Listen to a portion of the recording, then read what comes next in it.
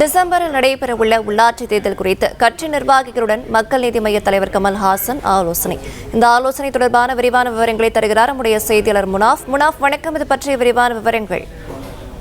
சென்னை ஆழ்வார்பேட்டையில் மக்கள் நீதி மய்ய கட்சியின் தலைமை அலுவலகத்தில் அக்கட்சியின் தலைவர் கமல்ஹாசன் தலைமையில் நிர்வாக குழு மற்றும் செயற்குழு கூட்டமானது சற்று நேரத்துக்கு முன்பு துவங்கி இருக்கிறது. கூட்டத்தில் வருகின்ற டிசம்பர் மாதம் ஊரக உள்ளாட்சி தேர்தல் நடைபெற உள்ள நிலையிலும் வருகின்ற 2026 சட்டமன்ற தேர்தல் நடைபெற உள்ள நிலையிலும் நிர்வாகிகள் செயல்பாடு எவ்வாறு இருக்க வேண்டும் என்று கட்சியின் செயல்பாடுகள் எவ்வாறு இருக்க வேண்டும் என்பது தொடர்பாக இந்த கூட்டத்தில் ஆலோசிக்கப்பட உள்ளதாக தகவல்கள் வெளியாகி இருக்கிறது.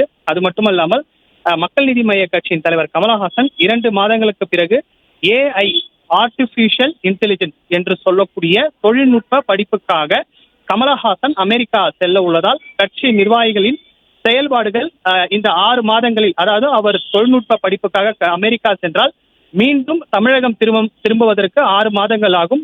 அந்த 6 மாதங்களில் கட்சி நிர்வாகிகள் செயல்பாடுகள் எவ்வாறு இருக்க வேண்டும் என்பதெல்லாம் தொடர்பாக இந்த கூட்டத்தில் ஆலோசிக்கப்பட உள்ளதாக தெரிவிக்கப்படுகிறது.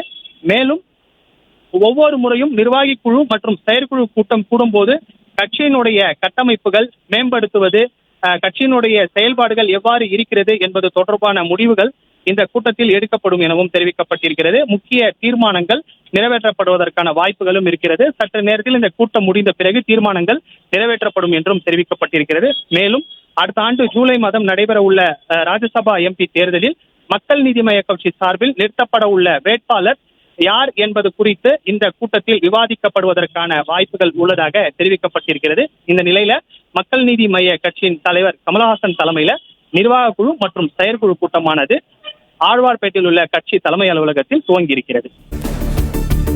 விவரங்களை வழங்கியமைக்கு நன்றி.